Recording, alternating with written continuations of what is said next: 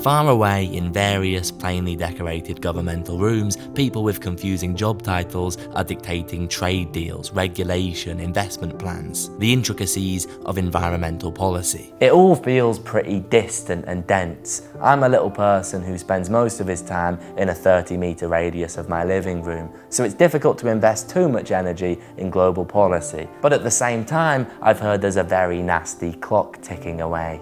The IPCC this year released a final warning, practically begging world leaders to keep the average global temperature increase below 1.5 degrees Celsius. 1.5 degrees evidently doesn't sound like a lot, but it's a very important threshold to keep under if we want the planet we live on to be, in the IPCC chair's own words, livable. Beyond 1.5 degrees, extreme heat waves, rising oceans, and the destruction of 70 to 90% of our coral reefs could devastate our planet and our species' way of life. Push further towards the 2-degree mark, and that extra half a Celsius involves more flooding and hurricanes, droughts in urban cities, several 100 million people being exposed to climate-related poverty, and, by 2100, the extinction of half the world's species. So yeah, gloomy. That 1.5 degree target then seems to make a lot of sense, and those remote governmental decisions suddenly seem a lot less remote. The damage fossil fuels are causing to human health can already be felt. According to the World Health Organization, 7 million people a year are already dying prematurely due to air pollution. And in 2019, there were estimated to be between 3,600 and 4,100 premature deaths attributable to air pollution in the city.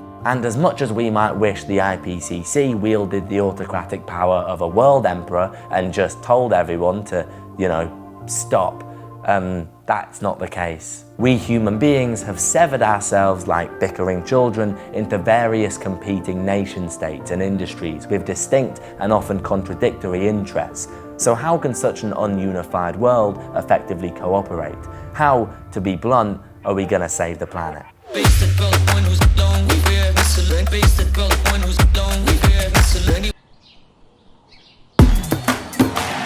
Well, as you might have guessed from my banging on about them, a lot of it comes back to critical minerals. With the world facing an enormous and immediate demand for these minerals in order to transition to green energy, government policy is paramount. But of course, different governments have very different interests, and this is a bit of an issue. So there's probably two aspects of this. One is the demand increase for some of these minerals. So for example, lithium demand increase for those is quite significant, and for some of the other minerals as well.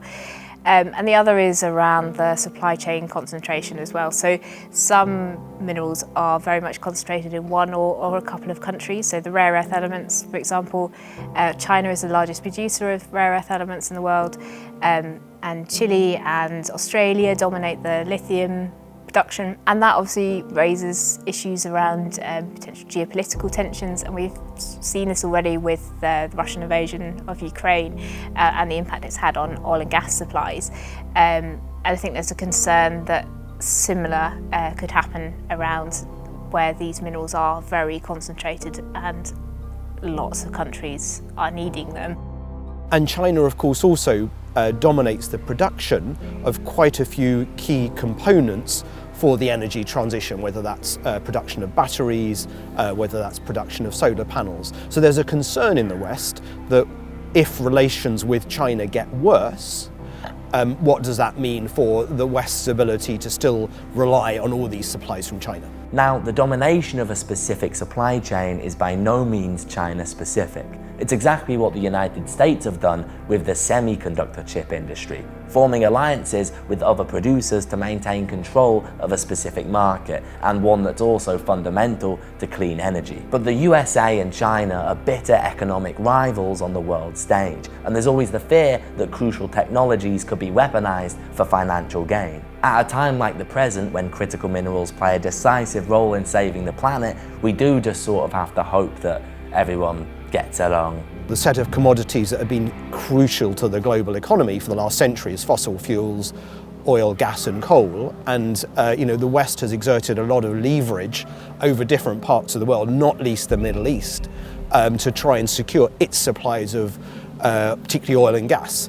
So this is part of the way geopolitics has worked for in fact many centuries, is that major economic powers have sought to dominate or at least secure access to critical commodities, even amid all the differences of view that China and the West have to keep the lines of communication open about collaboration and how to secure these supply chains for the energy transition, I think is essential.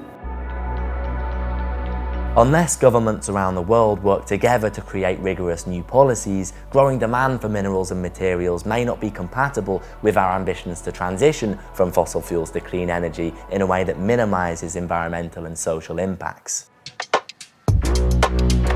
And when it comes to policy, we're not just talking about governments. Scientific institutions also have a role to play. And part of the solution lies, not so surprisingly, in chemistry. So chemistry has chemical sciences have a really important role to play in the circular economy of critical minerals, both in terms of the primary extraction and making those processes efficient, reducing the environmental impact, but also potentially monitoring or looking at the environmental baseline for these processes, so that comparisons can be made between different mining processes, or for example between deep seabed mining and terrestrial based mining. So we need understanding from the chemical sciences. The material substitution, that's a huge area for chemistry. We need different battery chemistries, for example, so moving away from lithium-ion batteries to potential alternative battery chemistries. That's a major area of research for the chemical sciences. And it means that perhaps the demand for some of these critical minerals can be offset, and we can then start to balance out where we can't make these substitutions and where we can make these substitutions. We either need to innovate in terms of how we design our products so we can take them apart, or we need to innovate in terms of how we can more efficiently and cost effectively disassemble stuff. All sorts of new and exciting avenues for chemistry that could play a part in all of this. Of course, scientific institutions and research groups don't exist in a vacuum, so we also have to hope that governments and multinational organisations provide them with the adequate funding to invest in technological innovation. And if governments were to engage more with the advice of scientists, we could also address some rather obvious blind spots in current policies. We have the WE Directive, which has been very effective at increasing recycling rates. But for a long time, it's been no secret that the mass-based recycling targets in that legislation don't really help with critical raw materials recovery. You get as much credit within that system for recovering, 3 kilos of concrete block out of your washing machine as you do 3 kilos of gold, So that needs to be addressed finally after a long time people asking for it. If there was a requirement that you were not allowed to dispose of electronic waste into landfill, if that was banned, then right away that's going to create a problem that will need solutions. A lot of the solutions are there, it's just that at the moment they're not economic to be able to put into reality.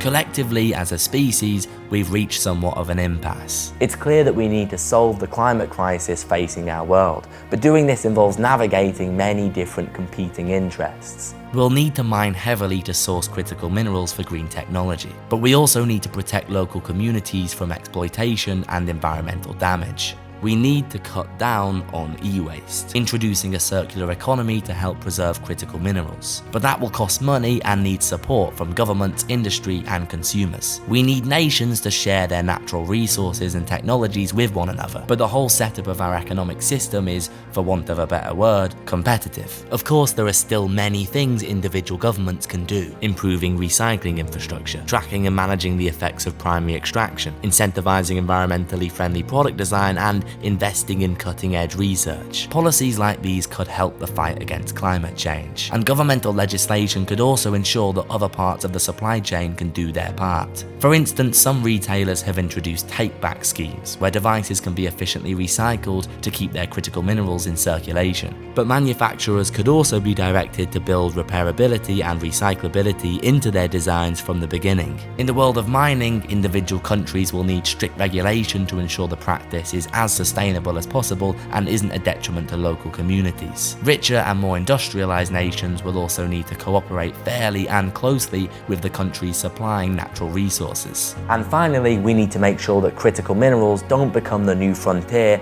for a trade war.